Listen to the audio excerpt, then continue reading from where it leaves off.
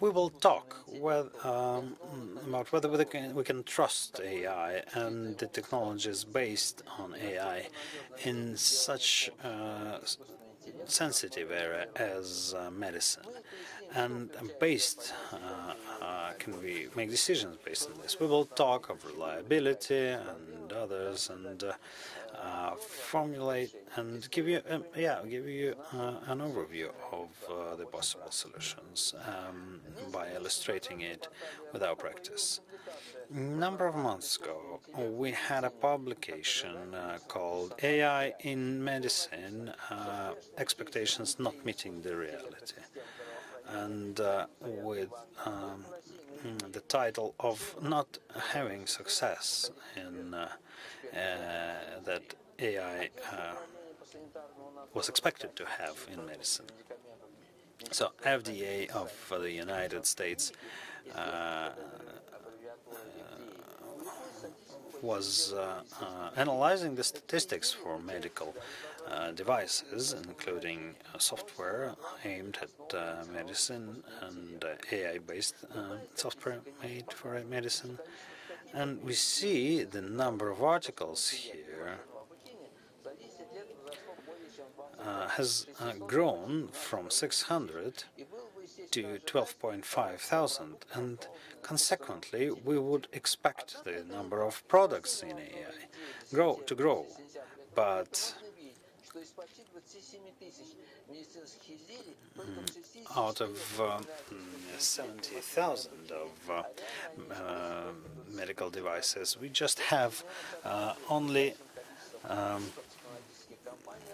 64 being AI-based, and only 29 of them have some real AI/ML.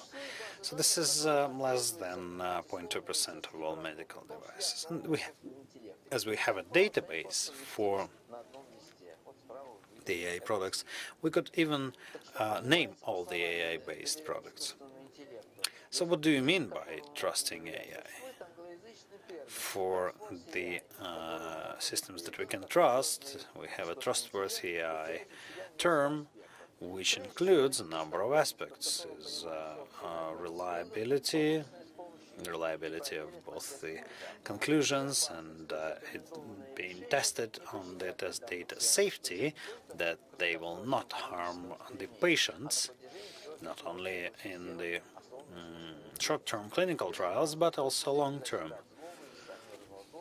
Security, in terms of being protected from hackers and other things. Privacy, that the data that the AI is using is anonymized and not accessed by anyone. And last but not least, usability, meaning that the clinical specialists working together with AI will not have harder job with it than without. A trustworthy AI in medicine implies a number of features like accuracy and to noise, robustness to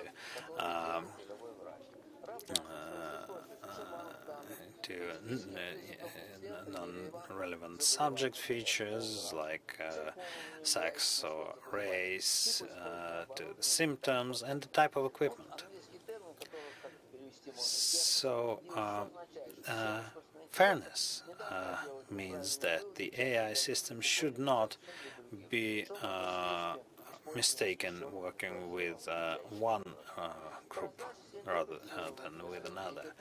And interpretability, meaning that the user should be able to understand why this or that decision was made. And with the deep learning technologies, we now are limited because they are not always interpretable. The reason for the goal of our presentation is to identify the factors of medical implementation, medical applications. So what is the reliability for the technology? It's not binary thing, whether it's trustworthy or not, but we need to measure the maturity or the level of technical readiness In medicine, we use this concept called TRL. In Russia, it's still technology readiness level. And it shows you the stages, starting from the idea to prototyping and deployment. Of course, for different industries, this needs to be specified. And of course, for the medical areas, like drugs or devices, this is has specific implications. We also need to prove safety and applicability, like with the FDA in the United States. And we also need to check how well it works with different organizations. TRL3 is achieved after the pilot test. Based on that level, we can make decision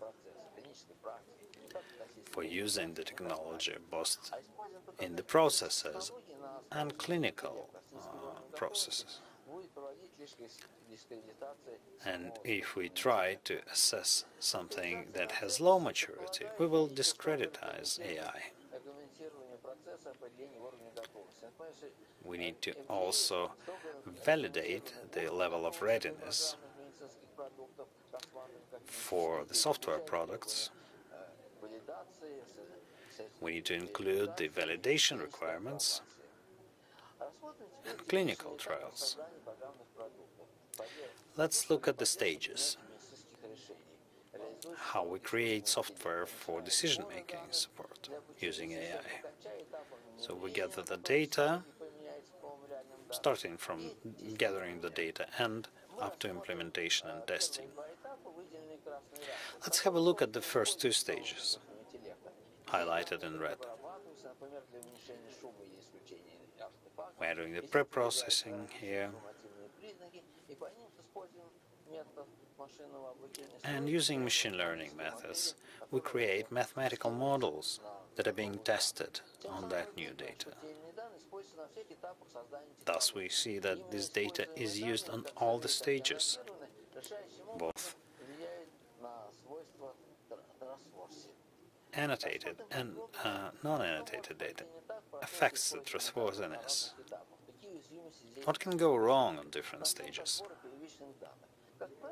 Let's start with gathering of the preliminary data.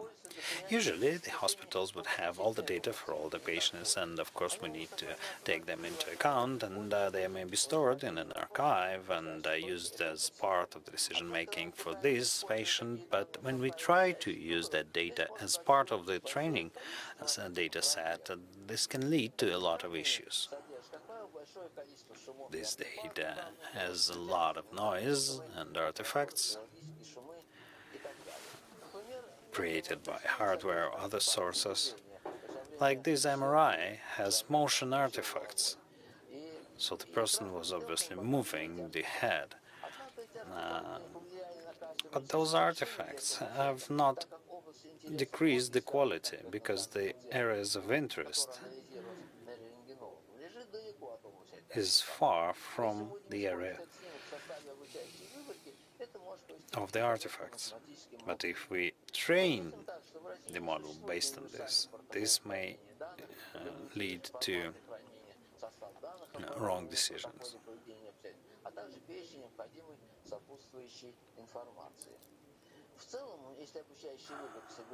And if the training set is gathered from an archive,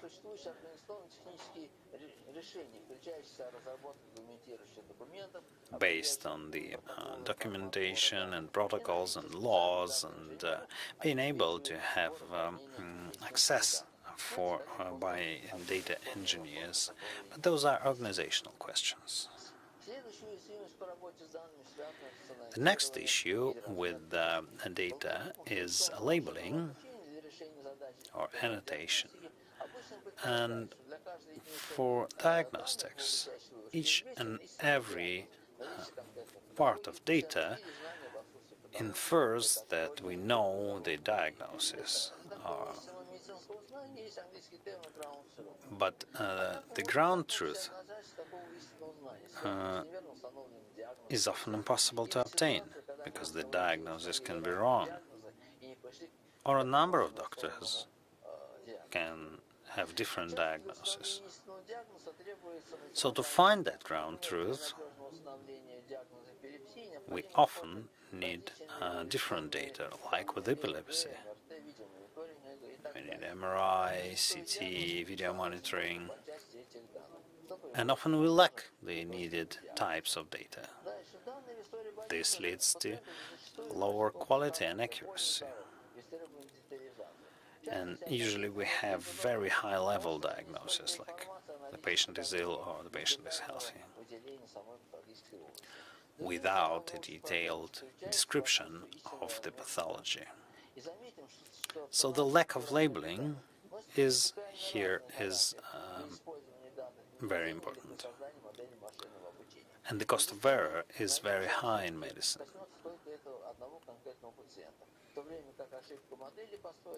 Because if you make a mistake as just a doctor, this will affect only one patient. But if you make a mistake training the model, that might affect hundreds or thousands of patients. Additional knowledge. If you know the labeling nature and labeling process, for example, you make a surgery and you cannot touch the language zone or other high-sensitive zones. So we worked together with the Burdenko Institute to ensure we develop an algorithm that shows those areas. We can enrich it with electrical stimulation and highlight it on the picture to correct the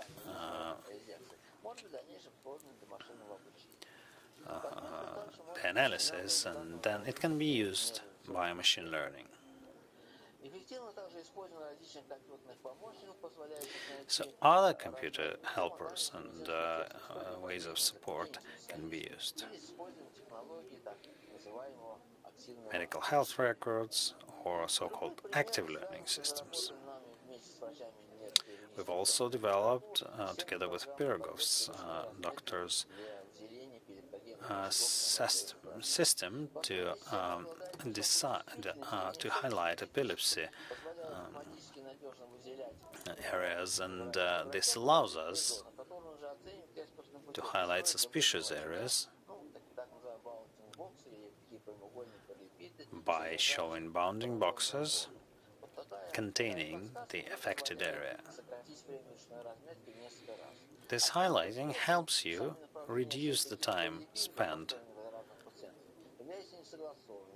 but for different patients we can have different rectangles. They can be big and contain a huge amount of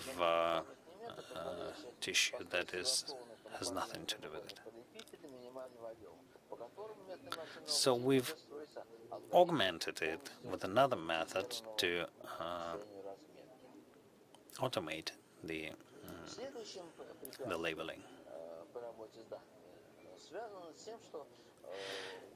The next issue, working with data, has to do with the properties of the training data set. It often does not allow to use effective methods of deep learning because it can be unbalanced. Medical systems would have a lot of data about sick patients, and international data will have a lot of data about healthy patients. So you need to have high accuracy, high quality. You have MRI or CT for most of the patients. Oh, you have CT for most of the patients, but often you don't have MRI. This all can be solved by more resources, more labeling, more specialists, more experts, more research. But there's a fundamental issue called distribution shift. So MRI data received on different equipment with different protocols or parameters has significantly diverse data distribution. Let's say we have 4 data sets. If we merge them for different time frames, if we merge them and train the model, it will have very low accuracy. And if we train the model for each and every data set, then the models will not be good enough because they lack the data set size. So this phenomenon is depicted on this picture. So here are the best possible solutions for different data sets, but if you merge them, then it will be different.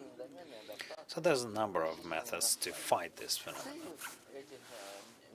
The goal of those methods is to shift the distribution to some dimension where we can create split procedures effectively. We've tried this on a huge MRI data set, and it was received using different equipment. And